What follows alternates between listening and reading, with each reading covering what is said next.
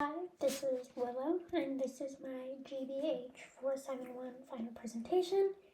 I'm exploring how tobacco cultivation in the Jamestown colony intensified environmental degradation and contributed to deteriorating relationships with indigenous peoples in the 17th century Chesapeake. Tobacco has played a central role in shaping the social, economic, and environmental history of the Chesapeake region, which we'll dive into later today. But let's start with what is tobacco? Botanically, tobacco belongs to the family Solanaceae, also known as nightshades, and is in the genus Nicotina. The variety most cultivated and used by indigenous nations in the Chesapeake prior to European contact was this species, Nicotina rustica. Tobacco acts as a mild stimulant and is highly addictive. Tobacco can also be very environmentally exhaustive, as it requires exceptionally high levels of nitrogen to produce its large quantities of nitrogen-rich compounds, such as the photosynthetic protein rubisco and the highly addictive stimulant nicotine. These biological characteristics become particularly important when examining the environmental consequences of large-scale cultivation. Prior to colonization, many indigenous nations across North America used tobacco as a sacred, ceremonially significant plant. In the Chesapeake region, tobacco played an important role in medicine, ritual practice, diplomacy, and social life. Its cultivation was small-scale and embedded within broader systems of land stewardship that emphasized sustainability and balance. Indigenous agricultural methods did not exhaust soils or require widespread deforestation. Environmental proxy data from this period, including pollen records from sediment cores, indicate high forest diversity, low rates of erosion and sediment runoff, and generally good water quality. European engagement with tobacco began in 1492 when Christopher Columbus and his crew saw indigenous peoples in the Caribbean using the plant for the first time. From this moment onwards, European interest in tobacco grew. Initially, tobacco was viewed negatively because of its ties to indigenous spiritual and ceremonial practices. Many Europeans regarded its use as paganistic or unchristian. Despite these concerns, curiosity and fascination soon outweighed religious concerns, and tobacco use began to grow throughout Europe. By the mid to late 16th century, tobacco's popularity had grown dramatically, especially after it began to be marketed as a medicinal herb in Europe. This reshaped its meaning to better fit European cultural expectations, and during this period, tobacco was even given a new name, Nicotina, for Jean Nicot, the French ambassador who was largely responsible for popularizing its use in France. This renaming reflects a broader process by which indigenous knowledge and practices are appropriated, in this case, using language to distance the plant from its original cultural context to make it more palatable for European consumers. In 1607, the English established Jamestown, the first permanent English settlement in North America. The settlement was founded within the traditional territory of the Powhatan Confederacy, and initially they were expecting to get some help from the local indigenous groups. However, Jamestown kind of failed almost immediately.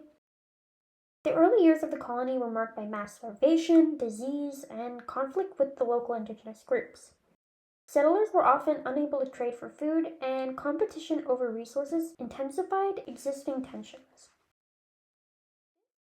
This period of hardship was known as the Starving Time and lasted from around 1609 to 1612, and nearly resulted in the collapse of the entire colony. Dendrochronological evidence shows that this time coincided with a prolonged drought lasting from approximately 1606 to 1612. Both indigenous communities and English settlers struggled to secure sufficient food, and these conditions contributed to violent conflicts and restricted colonial expansion. During the winter of 1609 to 1610, the population of Jamestown fell from roughly 600 settlers to just 60 survivors. Repeated attempts to resupply the colony from England were unsuccessful. This was due to shipwrecks and delays. One particularly notable incident involved a ship carrying supplies and new settlers, which was wrecked by a hurricane and ultimately left stranded in Bermuda for 10 months. When survivors finally reached Jamestown in May of 1610, they delivered the much-needed aid to the remaining settlers of the colony and introduced a figure who would fundamentally change the colony's trajectory forever. That figure was John Rolfe. After the death of his wife and child in the aforementioned shipwreck, Rolfe settled in Jamestown and began experimenting with tobacco cultivation.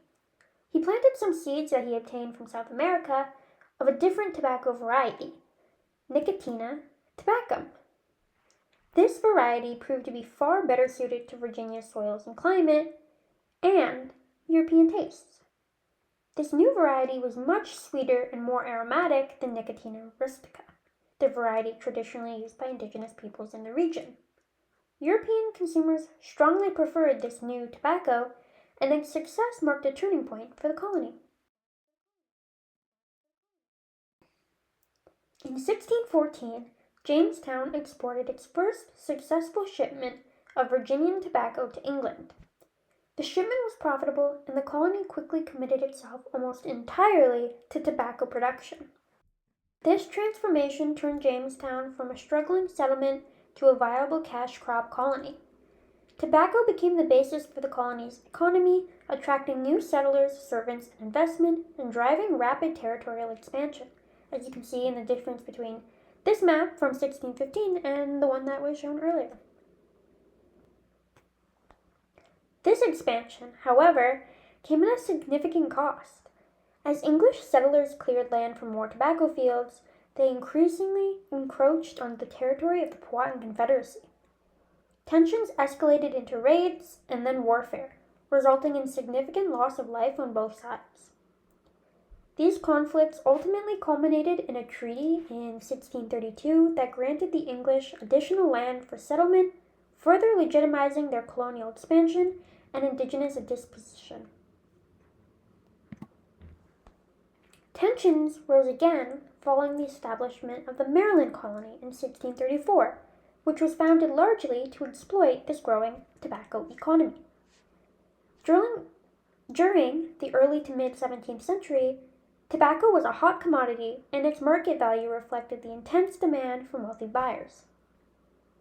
Environmental proxy data from this region shows clear ecological consequences of this colonial expansion. Pollen records indicate the beginning of a stark decline in tree species riches, suggesting widespread deforestation, while fossilized diatom communities and sediment cores point to a gradual decline in water quality, likely driven by increased nutrient runoff from these newly cleared and exposed soils. These environmental pressures intensified as tobacco production continued to expand. From the 1640s onward, overproduction caused tobacco prices to fall sharply. In response, plantation owners attempted to maintain profits by cultivating even larger quantities of tobacco. This strategy required additional land and labor, accelerating deforestation and soil exhaustion. During this period, the labor system shifted dramatically, with enslaved African labor increasingly replacing indentured servitude following the legalization of chattel slavery in the mid-1660s.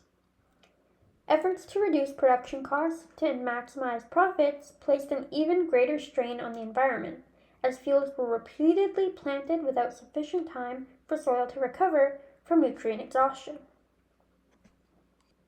This continual need for further expansion destabilized relationships between the English settlers and indigenous nations, specifically the Powhatan Confederacy.